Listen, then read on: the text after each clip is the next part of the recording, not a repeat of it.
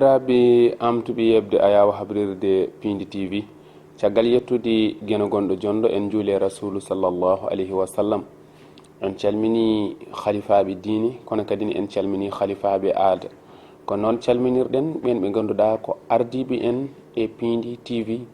tuggude baba Abou Habsatou Coumba Hamme ha yetti Daoudou Gueddado Maymouna Tafsir Daoudou Maydata Samba Gaysiri tanum arɗo guerlel ha yetti ɓen ɓe ganduɗa ko golloɓe e nder Piindi TV kamɓe kala en jarniɓe no fewi tongode men temedere e nogas e nayyi arti taw koye mbaadi kubtidinde émission Hol Mbo Woni Aan kadi ni eɗen bismi koɗo tedduɗo ɓoyata ma en gandu o holi kanko en batta joni joni so wona tottudembo o salmodira yeɓoɓe a yawa habrirde Piindi TV. Assalamu aleykum. Wa aleykum assalam. Assalamu aleykum bandiraɓe yeɓoɓe Piindi TV. Salmini hoorejo galle o e dendagal bandiraɓe gollotoɓe ɗo e nder galle o e hollude weltaram kadi e yiide on e nder ayawuji ɗi e wattude hakkille kadi gollal ngal golloto ɗon ɗo ngal ko gollal badgal fayde ngal ganduɗa kala nde neɗɗo yeeɓi ɗum ene daña hen welema e jarnude kadi an o ceerno Mody mo ganduɗa woni sababu hande yomi armi yettoɗo e galle o e wami wawa yettade nden ɗo yewtere ɗum ɗon kadi ko yettude Allah e yettudema e yettude dendagal sababuji bawɗi wonde ha jettiɗen ɗo hande min mbiyetemi ko Seydou Olel KA jeeyami ko wuuro ina wiye Nayi Sénégal e nder région Tambacounda département de Bakel arrondissement Beele commune Beele e ko ɗon woni ɗo gimmimi ko min noon hande Allah ardini mairie Beele ndi ko toon woni ɗo gimmimi tigui ɗum noon woni ni en beelamma tigui rigui eno o salmotiri ni kono joni joni en jahat toon to Adama Diop artan en e dartol gurdam malla mbiyen biographie omo ganduɗa ko Seydou Olel KA.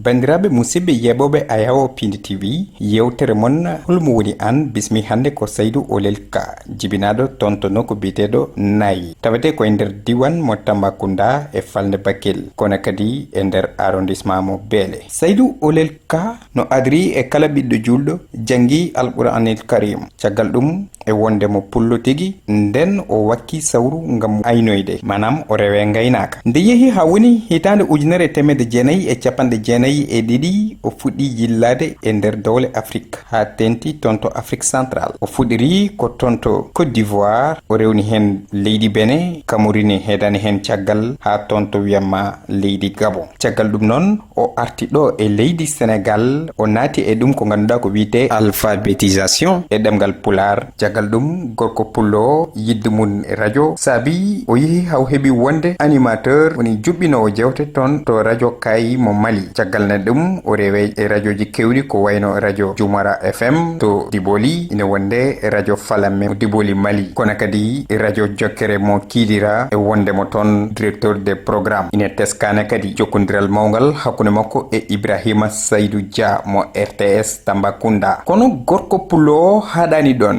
caggal ɗum o naati e dawrugol gila hitande ujunnaje ɗiɗi ha hitande ujunnaje ɗiɗi e ɗiɗi o fuɗɗi wonde ɗum ko ganduɗa woni premier vice président communauté rural mo Beele yeehi ha hitande ujunnaje ɗiɗi e sappo e nayyi o waɗa élire conseiller e communauté rural mo Beele to sengo horejo joguiɗo kala ko fate commission de coopération décentralisée et de relations extérieures nde yeehi ha 2016 ko nden gorko pullo tigui heeɓi fartangue ardade on mairie mo Beele e on manda makko gidiɗo caggal ɗum e ɗin sungoji ɓennunoɗi ɗi o heeɓi tigui jottade ardade ndin mairie ngam yuɓɓinde on deuxiéme mandat bandiraɓe musidɓe tedduɓe ko ɗum seeɗa min jubba noon e alhaali o gorko pullo.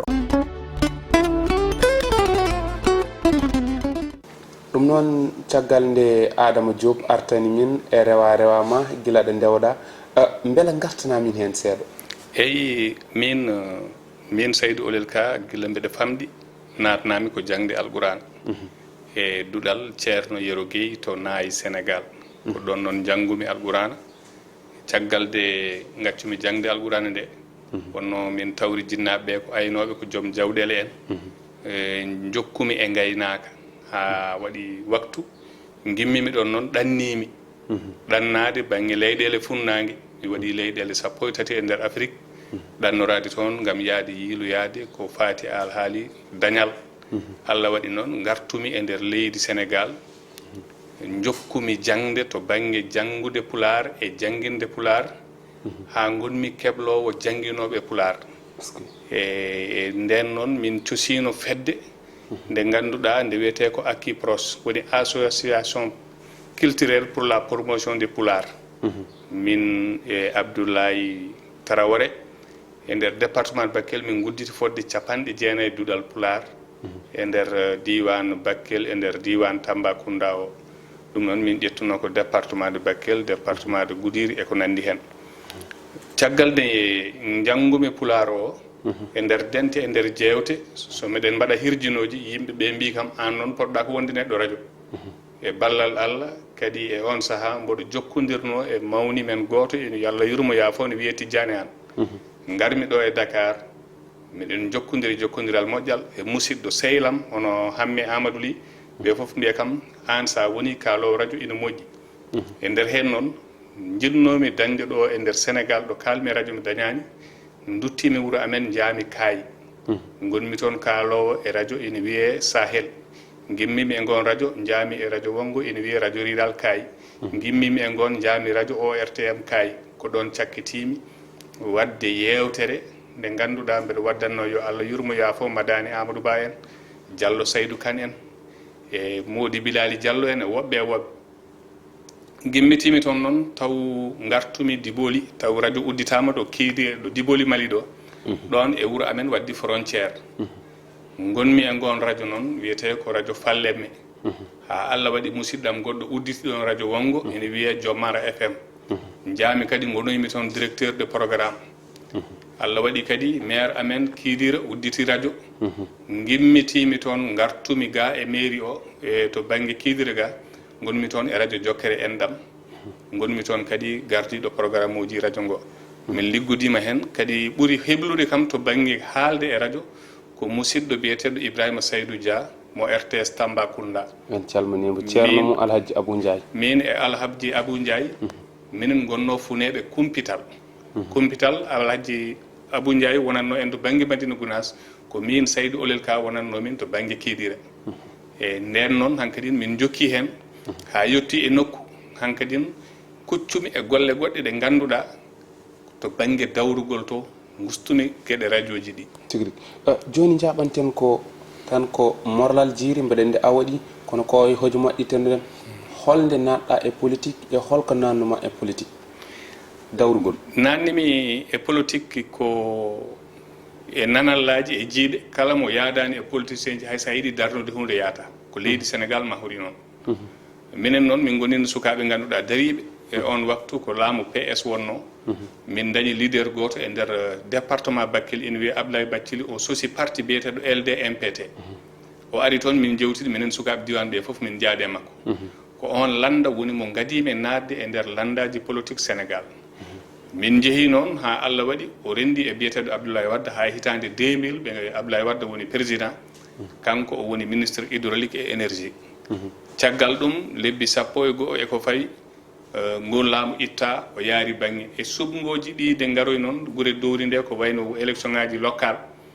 communauté rural ɗo minen min kollimo min jiiɗi ko yaarude sengo amen banggue min mbawa rendude e parti Abdoulaye Wade o e nder hen noon minen sukaɓe min jaari banggue min wonno tête de liste majoritaire min jeehi élection communauté rural Beele min gagni ɗum communauté rural Sinthiou Fissé communauté rural Madina Fulɓe ɗiɗo communauté rural uji tati parti o dañi ɗum e nder 12 o on waktu noon hankadi min pellitmi darade to banggue nadde e politique o ha Allah waɗi ha hitande mun ko min wonno premier vice président communauté rural o tuggude 2002 ha yetti 2009 e 2008 nde Macky Sall sosi parti mun kadi min jalti e parti LDMP mun gonno o min naati e parti Macky Sall o kono e on saaha e 2009 o élection ngaji ɗi ɗon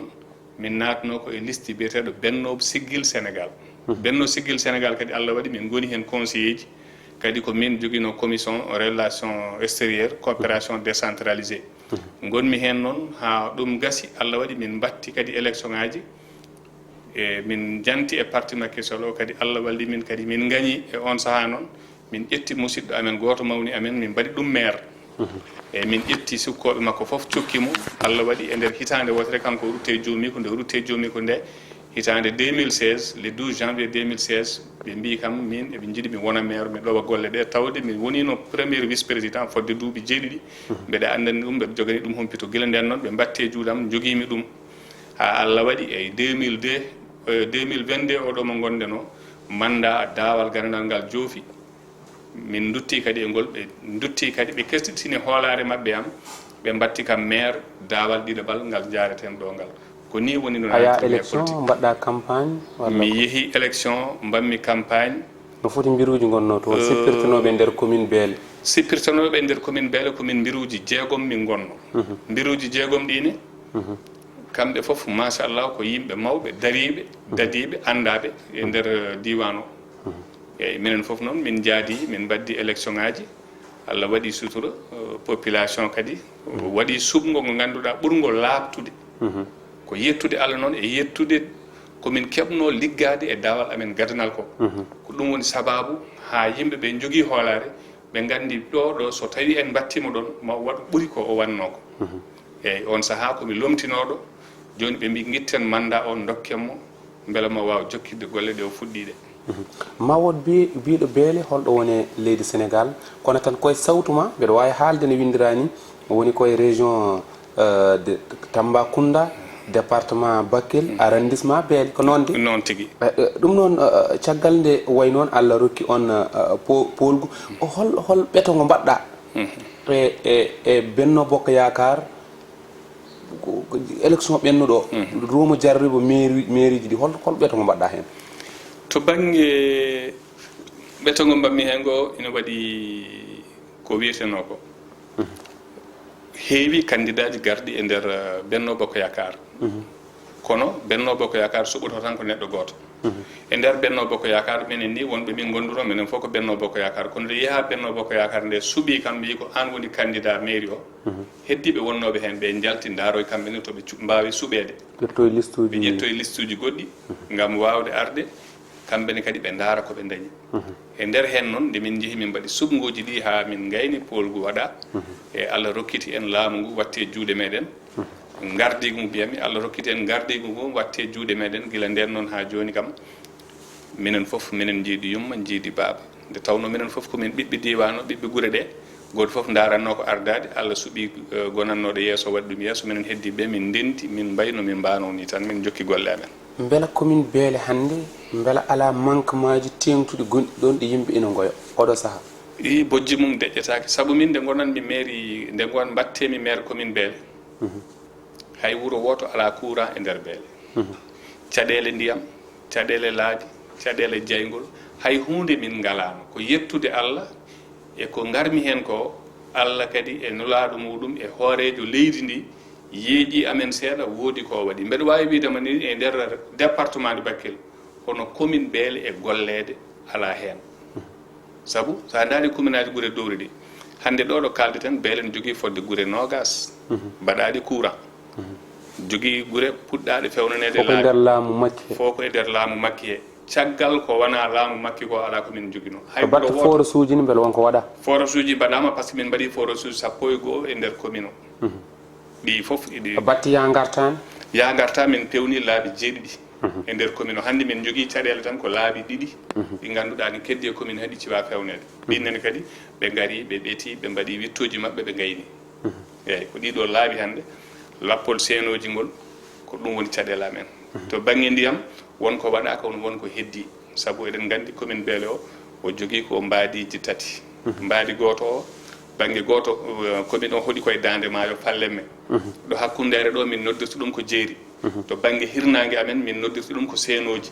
banggue seenoji o noon gam gasa daña ndiyam ko wayno woyndu walla goɗɗum ina ɓuura wadde caɗele saabu on nokku ndiyam ɗam koko jippiti no feewi ko ma gasa fodde 90 métre walla 100 métre nde mbawa dañde ndiyam ɗam ganduɗa ene yonma kono ɗum foof noon e wawi noon e ballal Allah e ballal ɗanniyankoɓe amin ndendina peeje minen kadi min mbaɗa feere e laamu ngu forage uji ne mbaɗe satoji ne maahe hande o kam ko yettude Allah ina heddi ko heewi noon kono kam ko yettude Allah ko yettude Allah eɗen terondira e hojomaaji men holno jiiruɗa en tant que gonɗo e landa mawɗo leydi o woni alhaji Macky Sall o hesɗitini jagorɗe makko o addi fodde 36 e nder jagorɗe kese hol yiyande nde joguiɗa hen balalaka jawɗa hen to banggue yiyande ko joguimi hen jagorɗe ɗe ɗe gaari sen daari hande o jagorɗe ɗe ɓuuri hewde hen ko worɓe saabu eɗen gandi ko jagorɗe 37 ɗe foof sa daari ko 6 rewɓe goni hen kadi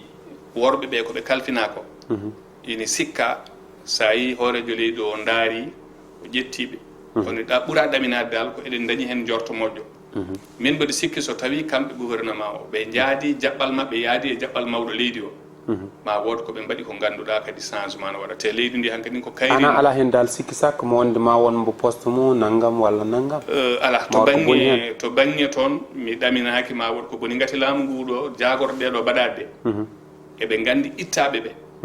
ɓe ɓuurani ɓen gandal ɓe ɓuurani ɓen sembe ɓe ɓuurani ɓen mbawka ala ko ɓurde ma taw mawɗo leydi o ɓuuri ko ɗaminade e mabɓe so waɗi ɓe ɓuurata yawde e ko ɓeeto mbaɗatno ko ɗum noon ɗum waɗi mi ala hen sikki mbiɗa waɗi jogui kam yakari so Allah jaaɓi maɓe mbawa fewnude koɓe kalfinako holno jiiruɗa kadi ni jaltugol omo ganduɗa ko gardinoɗo waɗi campagne romo jarriba mawɗo hande o yalti woni Mimi Touré holno jiiruɗa ɗum ɗon ko yiyande mawde won ɗon saabu ɗum ko ɗum ferguitere mawde e nder parti Benno Bokk Yakar Pulaar ne wiye wata ndar to janɗa ɗo ndar ɗo perguitoɗa ɗo e laamu Abdou Diouf min eko teskimi nde Moustapha Niass yalti e laamu PS Djibo Leyti Ka yalti e laamu PS ko ɗum saabino jommu PS nde Moustapha Niass yaltuno tan o yaltidi feccere e yimɓe caggal ɗum Djibo Leyti yaltidi e feccere e yimɓe ko ɗum nawi Ablaye Wade deuxiéme tour yaltunoɓe to ɓe janti jaltugol Moustapha Niass jaltugol Djibo Ka ko gonga ni Djibo ruttitima to Diouf cagguet kono ko ɗum jeeya e ko ɓuuri tampindemo te hanti yimɓe mbaɗi waalare jeehi yiyande wonde nde jiimi ko ɓuuri kadi wonde musiba ganduɗa ne hulɓini nde Abdoulaye Wade parti PDS nde o ittuno Idrissa Seck o itti Macky Sall ko ɗum woni saate parti makko donc sa yiiɗe ɗo perguitanɗe ɗiɗi jaaɗe ɗe ala hen fof ko moƴƴi kala certunoɗo e jagge mum mawɗe moƴƴo yaani yeeso ɗum ko jangde mbaɗɗen en jii ɗum ko ɗum liɓi Abdou Diouf ko ɗum liɓi Abdoulaye Wade sabu nde Macky Sall ittande yimɓe Sénégal eɓe jogui mbaadi gotiri hay son ndendani diina walla on ndendani demgal walla on ndendani sa toñama tan ɓe jingante aɗa wawi a wawa soɓe jii tan ɗum ɗo nenɗo jogori ko yimɓeɓe jiira ɗum tan ko toñaɗo tan ɓe yimɓe foof jaadanema hay so tawi noon ala ko gonɗa walla ala ko mbawɗa yimɓe jaada e ma ɗo noon ɗo tolni ɗen ɗo ko liɓno Abdou Diouf ko liɓi Ablaye Wade beele Macky Sall fotani rentade ɗum kañum nen ari ha yetti ɗum de ari hande ha yettimo saabu sa daari jagge mawɗe gimmodinoɗe e makko ɗe hen kewɗe hande jeyatake e sera makko so yeehi noon kadi neɗɗo o a waɗimo jaggal a andinimo yimɓeɓe a andinimo aduna o a andinimo leydi ndi a itti gollal mawgal a ardinimo yo wat ɗum o golli ngal ɗon gollal no waywade foof o dañi hen wune o rutto kadi ɗum ɗon timmani hay lebbi ɗiɗi walla tati donkon nanodirde ha ko jomum ne yalta e ma ɗum ɗon min mbiɗa jogui kulhuli to on banggue eyyi mbiɗa jogui kulhuli ko on banggue yiyandema e suudu sarɗiji guinde Sénégal woni assemblé o no darori ni guilay oɗo Amadou Mame Diop wiyama hay Mimi ni ko toon kanko ɓurno jogade jorto wonde kanko ardinte assemblé to probléme o ko toon fuɗɗi eyyi to banggue assemblé to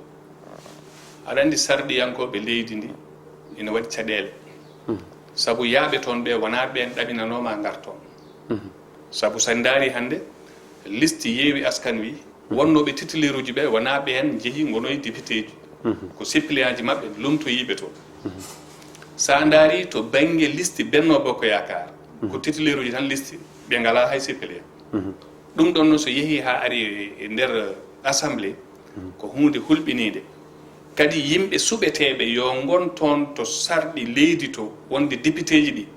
no ɓe cuɓirte ni ko a hoccat tan nanna sabu kaari so waɗama yimɓe gotanat ɗum ɗo sarɗi suudu ala mbawa ko ɗo suudu sarɗiji ɗo sono suɓe ina foti darede tolno neɗɗo sabu ko ɗon jogui ko renata leydi ndi ko ɗon jogui ko yencinta leydi ndi hande kala kuulal walla sarɗi mo ina woote ko toon nawete sa nawi toon noon neɗɗo mo ala humpito to banggue sarɗi leydi mo ala tolno jangde to banggue sarɗi leydi te jaaruɗo toon kadi politique aɗa andi sarɗi yanke saɗa wona sarɗi yanke aɗa wona député walla aɗa wona maire mbirnotoɗa koye listi parti kono so yimɓeɓe ndendi goti hankkadi a natti wonde maire parti kaari a natti wonde député parti kaari ko député à l' assemblée nationale gontata ɗum noon kala ɓi leydi ndi aɗa foti daranade e hujjinanade ɗum ko ganduɗa ina wawa nawrude leydi sénégal yeeso wota ndar mi laamu kamɓe laamu wonɓe laamu ɓe min ndendani landa yomi bonnu ala ɗum sa waɗi ɗum ko ɗum caɗele gueɗel ɗimmel hande o kala ministre jiɗɗo budget mum woote ko assemblée wotata budget ji mum ɗum noon ko assemblée nationale o ko ɓe jogui kala sarɗi ko ina reena leydi ndi ko ɓe jogui kadi kala neɗɗo mo ganduɗa député joguiɗo ko wayno projet walla député joguiɗo ko wayno budget sono waɗa défendre projet mum walla budget mum ko toon daroto yetto kamɓe député ji ɗi ɓe namno jomum haalanaɓe ko ina deeƴa e haqqillaji mabɓe ɓe mbawa tabitinande jomum woni ɓe goota hande noon assemblée nationale sénégal o no o sifori omo ɗeɓi hawnade walla hulɓinade saabu koɓe ronkuɓe elle min e banggam koɓe yejjitɓe holko woni darde député ɓe jaari toon hande ko goto foof yo hollu mami hat kaari wadde ko weeli ɗum mami bonnanmo mami salanomo mami jaɓanmo ene addi caɗele so tawi to fewnete to ɗum ko caɗele mawɗe ko caɗele ko caɗele mawɗe wonko jiiɗen hen ngabbude taaɓe en e gueɗe goɗɗe e goɗɗe e goɗɗe e goɗɗe e ƴettude numéro ji ne ko way noon kono beela wona mawɗe leydi o woni koye tafde ngam hitande ujunnaji 224 ƴamtude leydi ndi eyyi mbaadi ɗi kamɓe ngabboɓe e taaɓe e teftoɓe micro ji ɓe ɗum min ko hunde nde mi yornani saabu kamɓe ɓen ɓe potino diwde ɗon so ɗum yawti hankkadine hayso wonno ko ñoore to banggue mawɗo leydi o yiilademo laawol tataɓol laamade leydi ndi hayso ko ñoore wonno ñoore nde nde nantama nde yuli suudu kam nde yuli suudu pulaar wi so tawi mallol sanci jubbol so joom mallaɗo hulani yo jaabo e o saaha ɗo gonɗen ɗo mimi nde o yalti o wi wonde kanko o alda caɗele e mawɗo leydi ndi woni caɗele makko e mawɗo leydi ndi ko on wi ne waɗa mandat tataɓo o wi ɗum watta mandat tataɓo ko ɗum haɗimo waɗede député président assemblée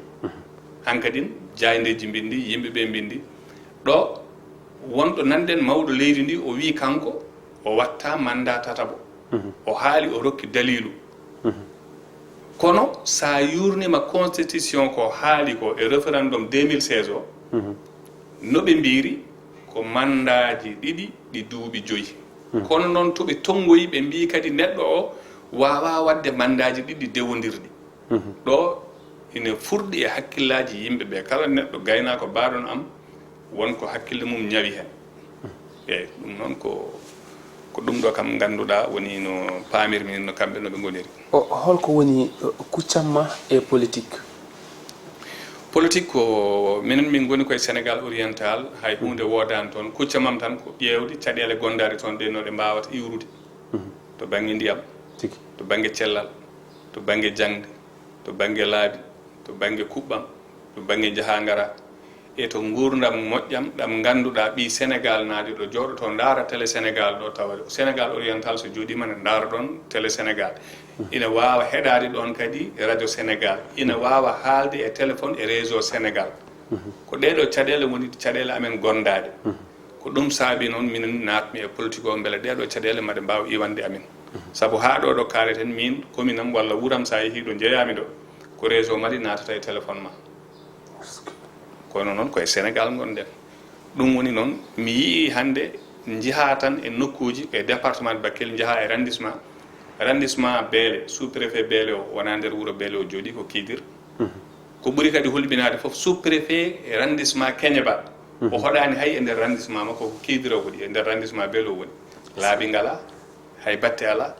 ɗum ɗo fof ko gueɗe ɗe ngannduɗa ko caɗele ɓurɗe addande mi kiram nadde e politique mbama beela ma ɗum wawa yoltanade amen ko ɗum nanni kam e politique tigi tigi hannde o kam a ɗaminaki janggo sosde landa ma anne ko miijoyɗa goɗɗum ala mi ala fandare sosde landa nde tawno jangdam walla heblo walla dañal walla yiddam yottaki toon min jaɓmi tan ko kala neɗɗo mo ngannduɗa omo ardi landa miijoji amen ne jaadi fandare nde o jogui nde ko ɓamtude Sénégal mi natata makko heddoto noon komi hiɓɓaki tan e landa goto ko o tan mbanmi gurdamam so wi ko eyi so wi ala ko ala min mi yarani noon min jaadumi tan ko kala mo ngannduɗa ine so woni ine jogui ɗaminare Sénégal ma jaam dañe deeƴire waɗa ma Sénégal golle ha ɓamto wasa gollirede diwanuji wasa nanguirede e leñol kaari walla hinde kaari diwanuji ɗi ligge kala neɗɗo joguiɗo yakar mbeɗa yaadi e mum e nden yakar mi nanggana ɗum jungo mi liggo beele leydi Sénégal ne yaara yeeso saabu sa daari aduna o continent ji ɗi goni koye daɗodirde leyɗele ɗen daɗodirat goni koye waɗude danɗo région ngaji mbaddat ko danɗo département ji mbadda danɗo arrondissement ji mbadda danɗo commune aji mbadda danɗo so tawi noon hande e aduna o ɗo tolniɗen ɗo en jii jamanuji ɗi goni koye waddude danɗo enen eɗen poti immade ndenten ƴeewen ko ina nawra nokku men yeeso tawi wona kaari ne weeli kam tan ne jogui parti miɗe rewe mum alana kam nafoore ala ko joguiɗo fandare yidde gollade leydi Sénégal jaam dañe deeƴere waɗa développement dañe kala neɗɗo baaɗo hono noon somi heptini darde mum mine mum amin mbawi rendude parti kono min hooram mi annoyoke e sosde parti en gasni ha laaɓi ko konngol mbayni ko tigui rigui a jarama noon no fewi ko weltanade on weltanade e Piindi TV kala bandiraɓe yeeɓoɓe tuggude e golloɓe e galle he wonɓe ɗo ɓe onon foof mi salmini on mi weltanima on kadi mbaɗa ñaago Allah yo ɗum ɗo yaaru yeeso mi jarni dendagal bandiraɓe e yafnade kadi waktu garaɗo o mi ɗeɓi lelde seeɗa mbiɗa ñaagui hen yaafuya so ɗum ɓenni kadi so tawi ko haala ko won perguirte gonɗe hen ko neɗɗo way noon eɗen ɗaɓɓiri bandiraɓe heɗotoɓe yaafuya nde tawno saɗa jooɗi aɗa haala wodan ɗo neɗɗo o nangguma o wi ɓe mbiya ko kalɗa ko feewi ɓe mbiya min cikkano aɗa haala ɗum neɗɗo kadi nde garata aɗa haala nde garɗa tan kaɗa haala kono ko fewata ko ko heeɗiyankoɓe ɓe gandi ɗum so won perguirte mbaɗi hen Allah jarama ɓe jarama mbiɗen ñaagui yaafuya mi jarnima an o ceerno Mody ɗum noon Seydi Ba ka neɗɗo ka moƴƴo mi weltima ɗum noon Allah jarama o jarama sababu famɗata ko bandiraɗo debbo Houray Aan adjoint maire Boyguel Bamba ko kay woni sababu jokkodirɗen omo ganduɗa ko gardiɗo commune mo beele noon woni koye région Tambacounda département Bakel arrondissement beele tigui ko kay woni maire o kanko jaɓɓinoɗen tonggode men 124 ɗum noon en jettat kadi ne bandiraɓe en jeehino toon to département Podor e wuuro men Tareji gam tournement mawɗo ina teddinirno ɗum omo ganduɗa ko Demba Sy e ballal Kalidou Ahmadou Ba e Oumar Alhaji e Bolo Sow lamɗam leñol yantude Abdousalam Dialal leñol e Elhas Baba Baydimal o ari toon o waɗana teddugal e ballal Kalidou Amadou Ba mo décolle Tareji tigui rigui Binta Dia toon to Gendar kono kadi ko noon calminirɗen ɗum Houray Aan noon en jarni ɗum no fewi konngol mbaynigu arata en hannde ko Pulaar wi so tawi faaɓuru woni dow lekki jaam ala less so faaɓuru dow lekki joom ala less ɗum noon tonggode men 124 ko ɗo waynori ha saaha goɗɗo enen e Kalidou Amadou Ba lappol pattam lamiwol Tareji Dakar o jarama guiɗo hanki hade hande Ali Fall Allah jarama on jarama